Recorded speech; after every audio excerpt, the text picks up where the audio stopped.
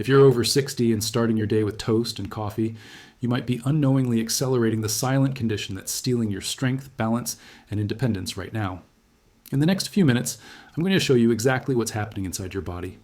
And the simple breakfast adjustment that my patients are using to rebuild muscle mass, they thought was gone forever.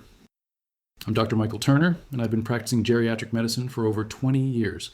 In that time, I've watched thousands of patients lose their ability to climb stairs, carry groceries, or even get up from a chair without help. Not because of disease, but because of one critical mistake they make every single morning at breakfast. Before we dive in, if you haven't subscribed yet, I strongly recommend hitting that subscribe button and turning on notifications, so you never miss another health tip designed specifically for you. If you find this video helpful, please leave your questions and video suggestions in the comments below. I read every single one, and it helps me create more content to help people just like you. Now, let me tell you about Margaret, a 72-year-old retired teacher from Portland who came to my office last year. Margaret had always been active. She gardened, walked her dog daily, and volunteered at her local library. But over the past 3 years, she noticed something disturbing. Her clothes fit differently, not because she gained weight, but because her arms and legs looked thinner while her waist seemed bigger. She struggled to open jars, felt exhausted by afternoon, and worst of all, she fell twice in 6 months, once breaking her wrist.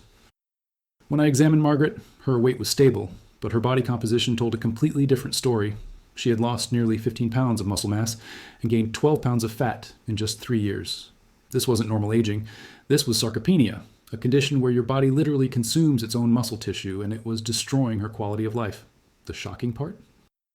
Margaret's breakfast routine, a small bowl of cornflakes with skim milk and a banana, was actually making everything worse.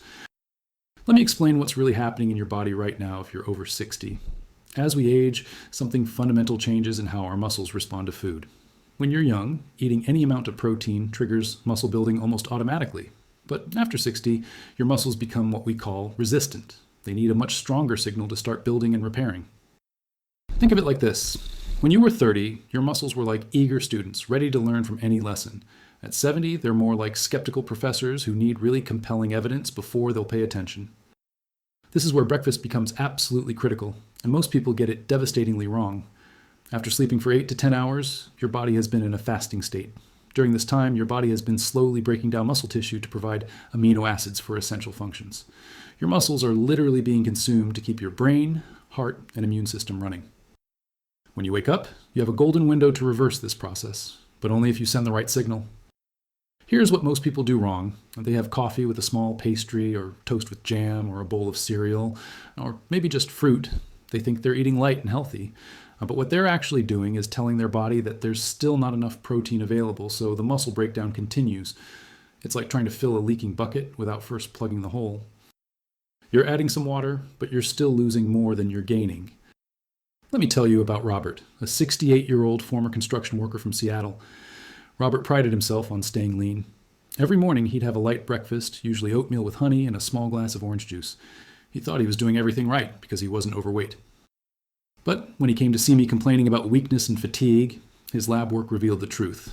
His muscle mass had dropped significantly, and his functional strength tests showed he had the grip strength of someone 15 years older. Robert was stunned. He said to me, "Doc, I've been eating healthy my whole life. How can I be losing muscle?"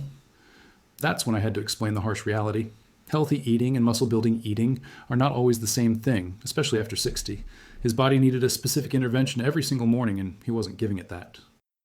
The breakfast trick that's reversing muscle loss in my patients is actually based on decades of research into something called muscle protein synthesis. Here's what you need to understand. Your muscles don't build gradually throughout the day. Instead, muscle building happens in pulses, in specific responses to eating enough of the right kind of protein at one time. For someone over 60, that threshold is much higher than most people think. Studies have shown that older adults need at least 25 to 30 grams of high-quality protein in a single meal to trigger maximum muscle building. But here's the crucial part. Not all protein is created equal. Your body needs specific amino acids, especially one called leucine, to flip the switch that starts muscle synthesis. Leucine is like the key that unlocks your muscle-building machinery. Without enough of it, you can eat protein all day and still not build muscle effectively. This is where the breakfast transformation happens. Instead of starting your day with carbohydrates and minimal protein, you need to front-load your day with a substantial protein dose rich in leucine. Let me give you some practical examples.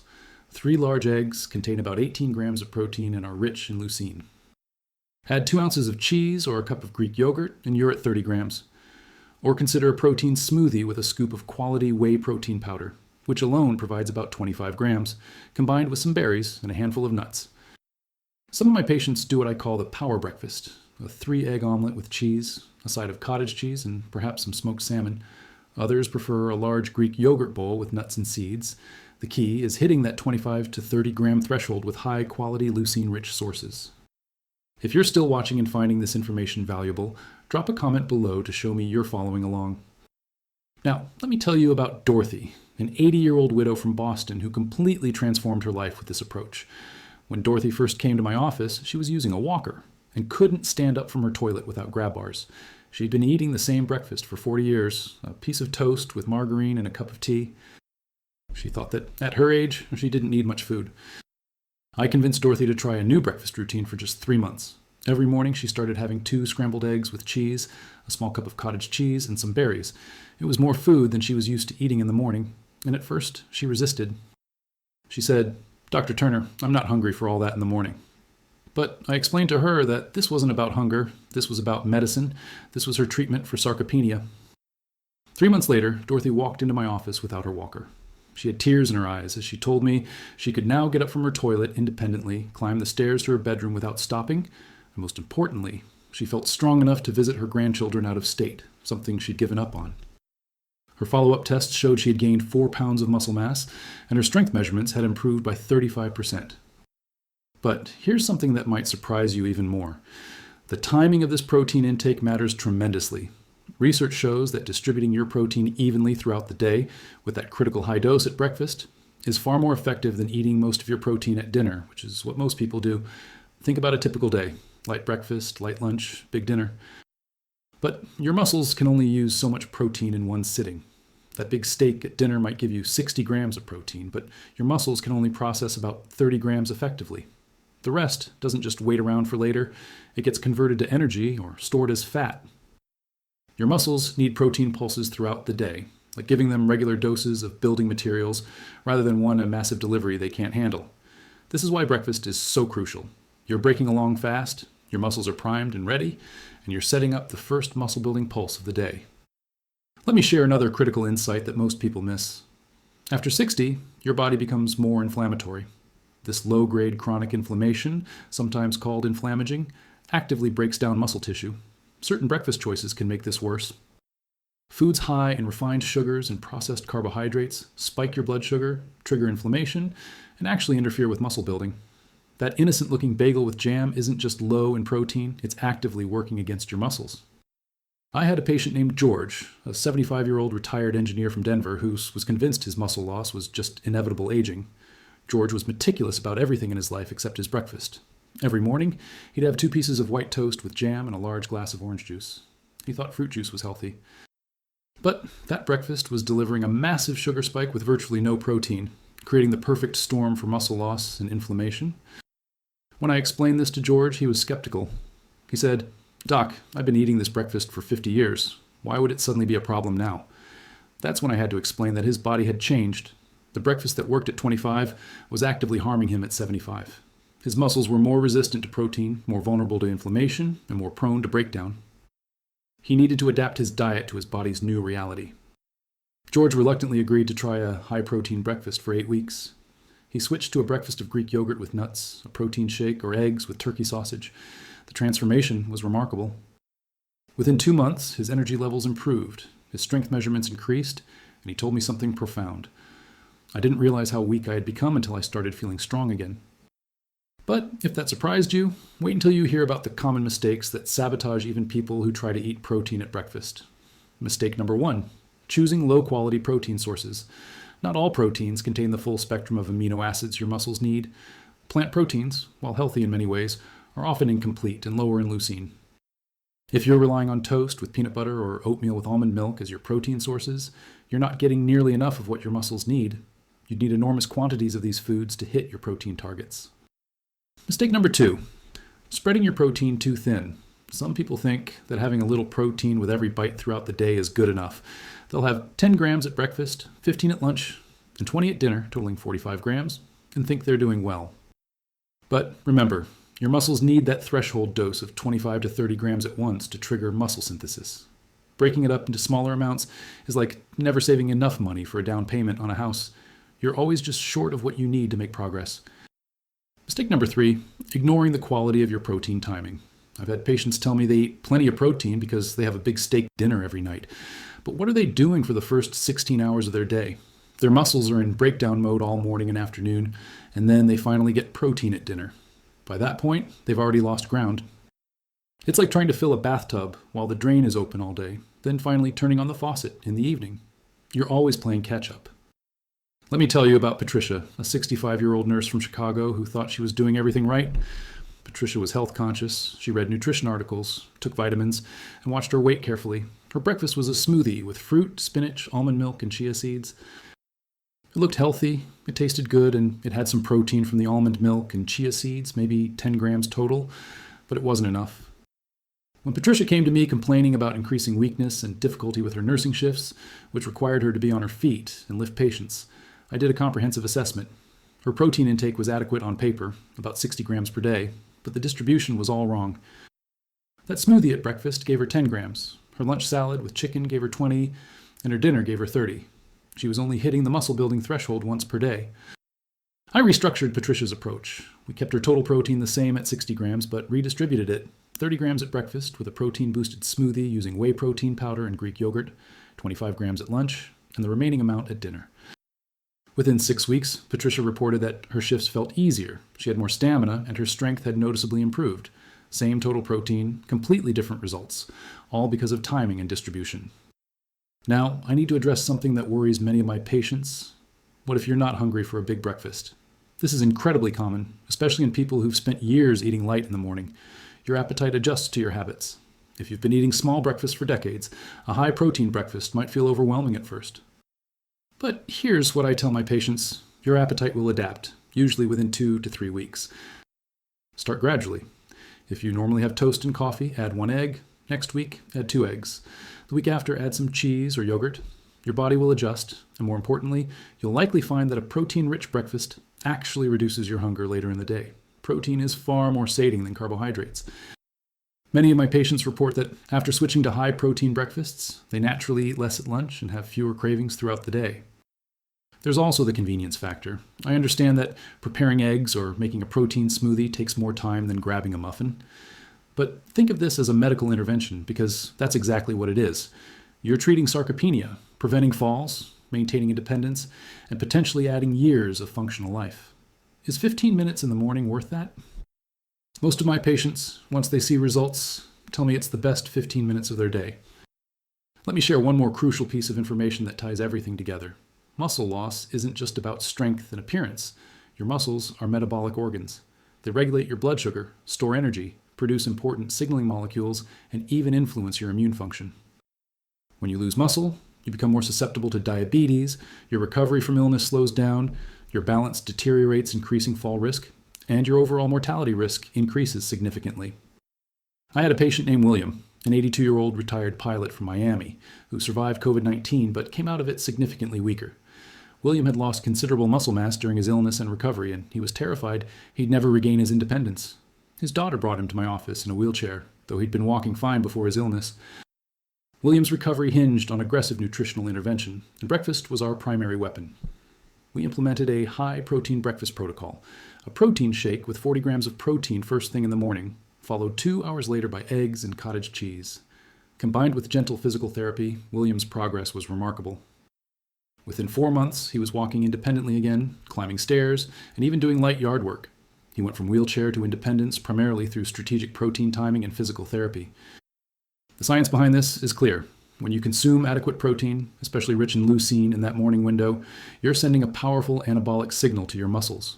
You're telling them to shift from breakdown mode to building mode. You're providing the raw materials they need to repair and grow. You're combating that age-related resistance that makes muscle building harder after 60. And you're doing it at the time when it matters most, right after an overnight fast, when your muscles are primed and ready to respond. Now, let's talk about what a practical high-protein breakfast looks like in real life, because I know some of you are thinking this sounds complicated or expensive. It doesn't have to be. 3 large eggs scrambled with cheese gives you about 25 grams of protein and costs less than $2. A cup of Greek yogurt with a handful of almonds gives you 30 grams and costs about $3. A scoop of quality whey protein powder in water or milk gives you 25 grams and costs about $1 per serving.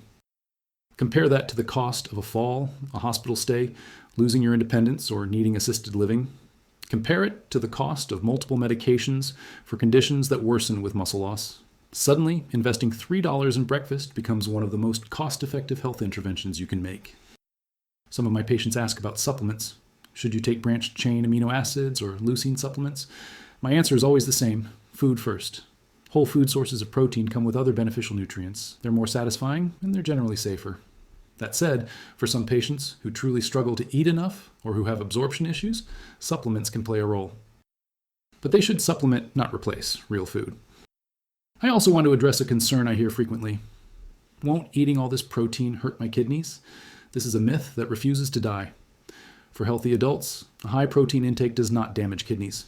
If you already have kidney disease, then yes, you need to work with your doctor on protein intake. But for the vast majority of people over 60, the risk of muscle loss from too little protein far outweighs any theoretical concerns about protein intake. In fact, muscle loss itself can worsen health outcomes for people with kidney disease, so maintaining muscle is crucial. Here's something else that might surprise you. Resistance exercise and protein work synergistically. You don't need to become a bodybuilder, but some form of resistance training, even light weights or resistance bands, dramatically enhances how your body uses protein. The combination is more powerful than either alone. Think of protein as the building materials, and exercise as the construction crew that knows how to use those materials effectively. I had a patient named Helen, a 70-year-old former dancer from San Francisco who exemplified this perfectly. Helen started with the high protein breakfast protocol, and she did see some improvements in her strength and energy. But when she added resistance training just twice a week, working with light dumbbells and resistance bands for 30 minutes, her transformation accelerated dramatically. Within 6 months, she had gained 7 pounds of muscle mass, her bone density improved, and she had the functional capacity of someone 15 years younger. Helen told me something I'll never forget. "Dr. Turner, you gave me my future back. I thought my best years were behind me. Now I'm planning a hiking trip with my grandchildren that I never would have attempted before. I feel like I'm aging in reverse." That's the power of this intervention. It's not just about muscle mass numbers or strength tests.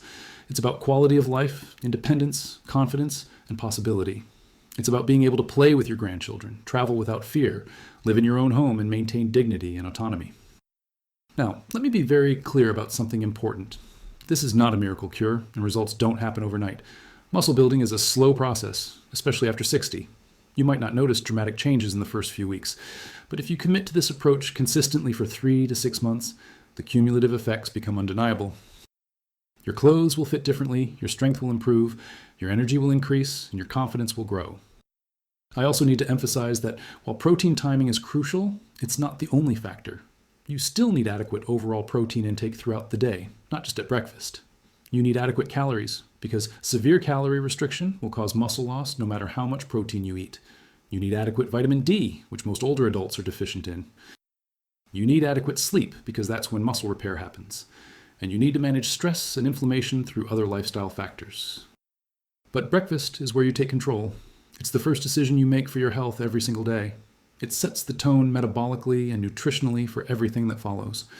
When you start your day with a high-protein breakfast, you're making a statement. I value my strength, I value my independence, and I'm willing to invest in my future self. Let me share one final story that brings all of this together. I had a patient named Frank, a 77-year-old widower from Portland who had given up. After his wife died, Frank stopped caring about his health. He ate whatever was easiest, usually cereal or toast for breakfast if he ate at all. He lost 30 pounds, but it wasn't a healthy weight loss. It was almost entirely muscle. He became frail, depressed, and isolated. Frank's son brought him to my office, worried that his father was giving up on life. When I examined Frank, I was deeply concerned. His muscle mass was critically low, his strength was severely compromised, and he was at extreme risk for falls, infections, and further decline. But I also saw something else. Frank was cognitively sharp, his spirit wasn't completely broken, and there was still time to intervene. I sat down with Frank and his son and explained everything I've shared with you today. I told Frank that his muscle loss wasn't inevitable, that his weakness wasn't just age, and that he had the power to change his trajectory. I prescribed a specific breakfast protocol. Every morning, without exception, Frank would have a protein shake with 30 grams of protein, followed by 2 eggs and some fruit. Frank was skeptical, but his son committed to helping him stick with it. They made it a morning routine together. The first month was tough. Frank didn't feel hungry, the routine felt strange, and he didn't notice much change. But his son encouraged him to keep going. By month 2, something shifted. Frank had more energy. He started taking short walks. His mood improved. By month 3, Frank had gained 8 pounds of muscle. His strength test showed significant improvement, and he told me something that made me tear up. "Doc, I feel like I'm worth taking care of again." Frank's transformation wasn't just physical. Yes, he rebuilt muscle. Yes, he got stronger. But more importantly, he reclaimed his sense of purpose and his belief that his life still mattered. That's what this breakfast intervention really offers. Not just stronger muscles, but a stronger sense of self and future. So here's what I want you to take away from this today. If you're over 60, muscle loss is not inevitable, weakness is not your destiny, and dependence is not your future. You have a powerful tool available to you every single morning. A high-protein breakfast, rich in leucine that signals your muscles to build rather than break down. Aim for 25 to 30 grams of high-quality protein within 2 hours of waking. Choose sources like eggs, Greek yogurt, cottage cheese, whey protein, fish, or lean meat. Make this non-negotiable, like taking medicine, because that's exactly what it is. Be patient with yourself as you adjust, because change takes time.